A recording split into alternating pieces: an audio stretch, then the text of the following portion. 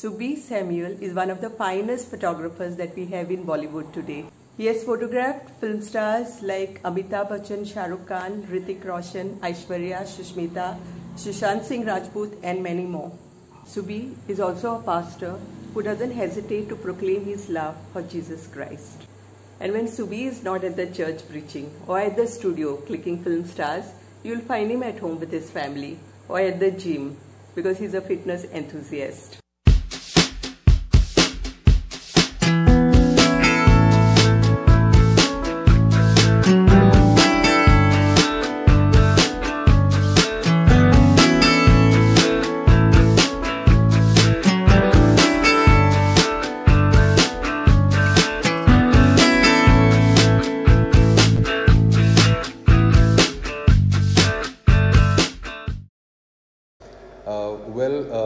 I was always interested in something creative.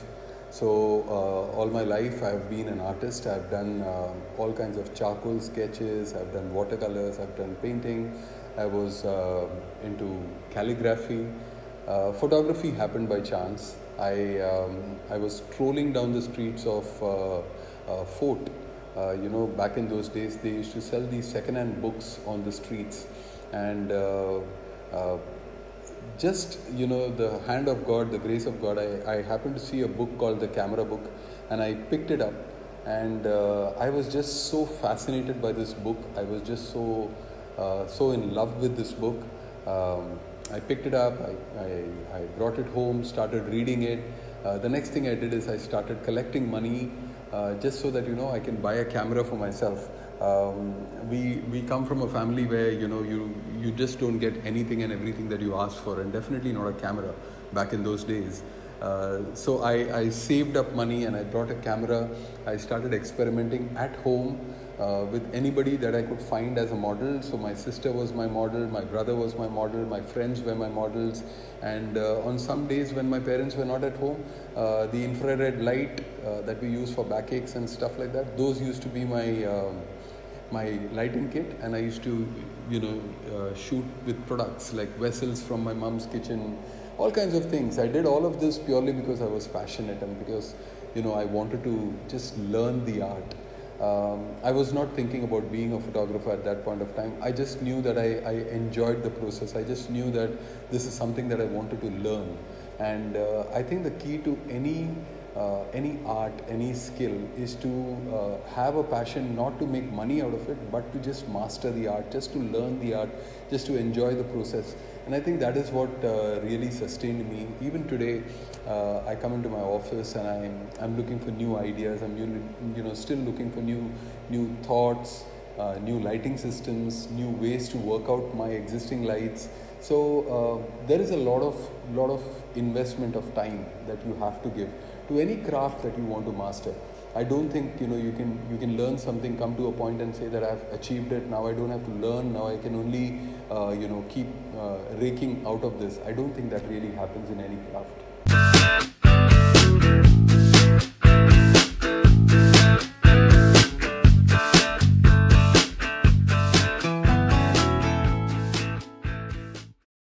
Well, I think it started towards the end of my management college. I was a student at NMIMS studying my business management, but around that time I just realized that I'm not enjoying the process of a 9 to 5. I'm not enjoying just going and just working in a corporate. I thought there was a lot more that I wanted to do. By no means am I trying to deride the 9 to 5s. I'm just saying that for me, I have always been passionate about creating things. I've always been passionate about creativity, about all kinds of art. So for me, it didn't make sense, and therefore I wanted to do something creative. I decided to take up photography. I gave up everything. I went into working under another photographer for about a year. I worked under Mr. Rakesh Shrestha, an excellent teacher. And that is where I really honed my skills, and I realized that this is my calling. I want to become a photographer. I decided to take this up as a career.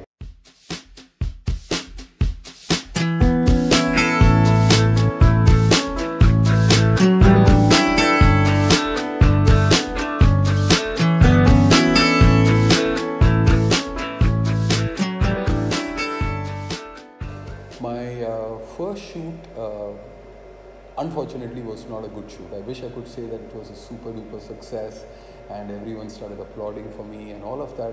My first shoot was a disaster.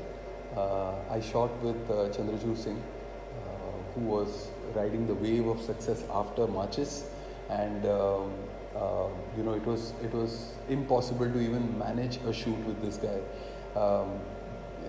He's a wonderful human being, very, very supportive. I met with him. I told him that I've been assigned a shoot by Stardust magazine to shoot with him, and we were scheduled to start a shoot at around 4 o'clock. Unfortunately, I think his shoot got delayed. His previous shoot that day got delayed, and he came to the shoot only at around 6, and we were shooting at Warsaw Beach. The sun had set by 6 o'clock. Those days there were no battery operated lights, so the shoot ended up being a disaster. Because it was my first shoot, I didn't have the guts to actually tell a star that you've come late and that there is no light and therefore we cannot shoot. I thought whatever existing light is there, I'm just going to go ahead and do the shoot. I shot. They did use the pictures, thankfully, but it was not a good shoot. I would never recommend that to be the first shoot for any first time photographer. What really worked for me was the grace of God. I had immediately after that I had a shoot with Shah Rukh Khan, and I had a shoot with Akshay Kumar, both of which ended up being very, very good. In fact, Shah Rukh Khan's shoot turned out to grace about 3 magazine covers. It was an assignment by Star and Style, by Nishi Prema and Mushtaq Sheikh. That shoot really turned out to be a super duper hit, and that is where I started getting recognized, and people started taking notice of my work.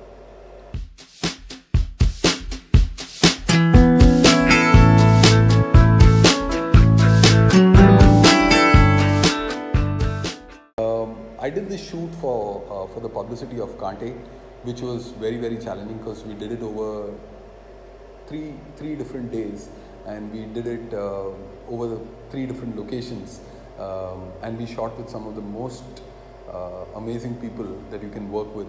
So for a newcomer at that point of time, I was working with Mr. Amitabh Bachchan at Film City. I was working with Sanjay Dutt. I was working with Lucky Ali. I was working with Sunil Shetty, who's again, this amazing human being. So I was working with quite a few different people. I was working with a very, very established and very celebrated director, Sanjay Gupta. So there was a lot of expectations to meet up to when they trusted me with this shoot. And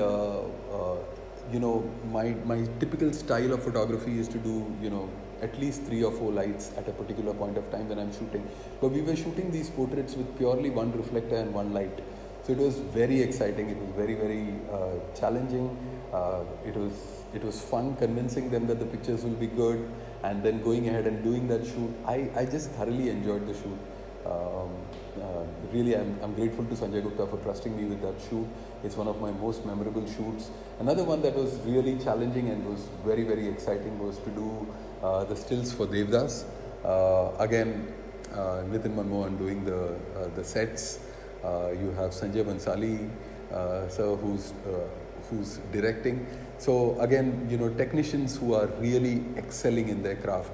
So when you are working with people like these, it's always fun. It's always challenging. It's always good to, check yourself against their parameters and see how high or how low you stand. So from that perspective, it's always fun, and I enjoyed working on these shoots. Enjoyed some amazing campaigns that I've done also, which was fun.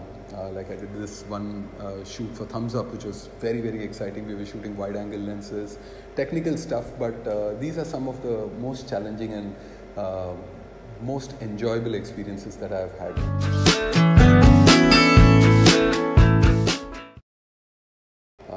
I turned a producer purely because I love to take on new challenges. I would do that even today if I find a script that is unusual, a script that is a story that needs to be told. I would still do it, and it was a great process. I enjoyed the process. I learned a lot. I lost a lot, but I learned a lot, and I'm grateful to God for the lessons that I've learned out of that film. I love learning new things. I love doing new things. I love kind of challenging my own boundaries, you know. So I love to break out of that, out of those limitations. So I enjoy the process, and that is what makes me do these kind of things constantly, again and again and again. I keep doing these.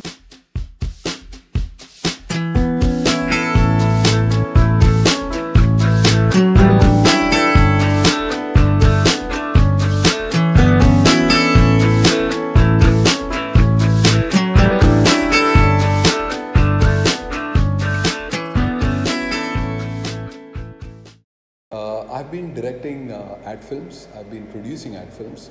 My last one, just immediately after the lockdown, was this this film called for a product called Waimea. Waimea is an international denim brand that has just been launched in India. So I shot, I directed this film for Flax Communication in Delhi. Should be hitting the screens anytime now. That was my last ad film. I enjoy the process. I love to conceive something and then, you know, go ahead and, you know, go through the different stages of bringing what you have conceived into fruition. It really is exciting, and I really enjoy the process. I hope that you all see it, and I hope to hear some review from all of you.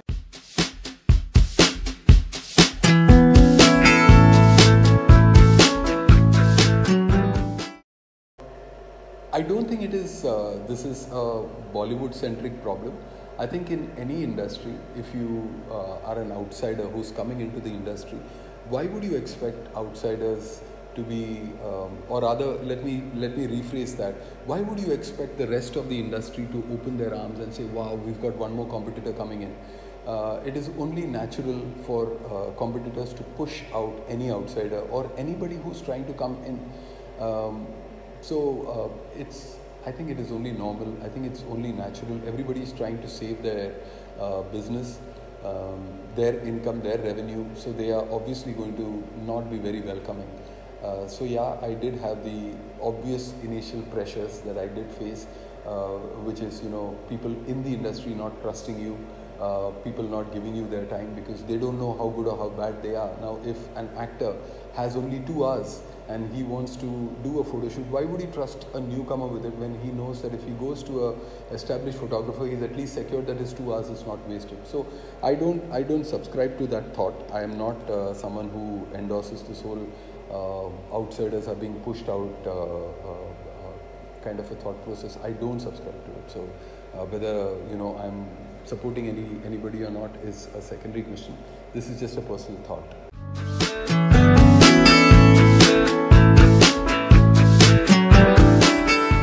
I have followed one simple life philosophy. You don't need a godfather, you need God the Father. So I have put my trust in God, and whether I'm a photographer or whether I do some other business, eventually these are not the identity that one lives with. Eventually your identity is far greater than whether you're a photographer or whether you are a businessman or whether, you know, those are just externals. That is, those are just your resources. The source is God. So you need to basically depend on God rather than depending upon these resources, whether you're a builder or whether you're a doctor or whether you're a photographer. Again, very philosophical thought, but I subscribe to it. I live by this philosophy. I hope you don't mind me saying that.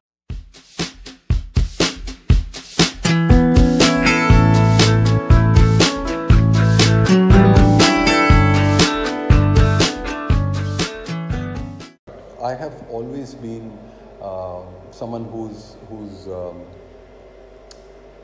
who's been seeking God and who's been wanting to have a relationship with God. It was just that in the right time, my relationship with God grew, and I was always, you know, inclined towards creative things. So my passion led me into photography, and in the same way, my passion also led me into my faith. Now, being a pastor is not a career, it's not a job, it is not something that I do for money. So, you know, that is what photography takes care of.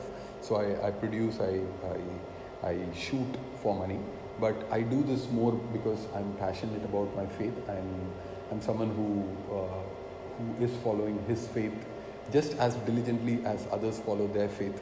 So as a result of that, in terms of just moving forward, I went ahead and I became a pastor. And we are a very small church. We are not a mega church or a large church or something. But God has given me the grace to pastor a church, and therefore I am a pastor. And I don't see the two worlds colliding. I don't see the two worlds clashing. There are things that I will do, as a pastor, and there are things that I will not do as a pastor, because what I do here in Bollywood cannot be so radically different from this. Both of this is Subi. Just like I'm a family man, just like I'm a pastor, I'm also a photographer. So I cannot have a clashing value in either of these different hats that I wear. So so there are some things that I may not choose to shoot. There are some things that I may not endorse. There are some things that I may not stand for. But that's purely because that is my life, and that is the overall value of my life. I would not want to play Dr. Jekyll and Mr. Hyde and be somebody else here and be somebody else here. That would be hypocritical, and that would be something that where I'm not being sincere to either of the worlds that I belong to. No, not at all, Maria. You come up with really cool questions, but the question is cooler than my answer. No, it was not the bohemian culture or the high lifestyle that led me to becoming a pastor. I come from a Christian family.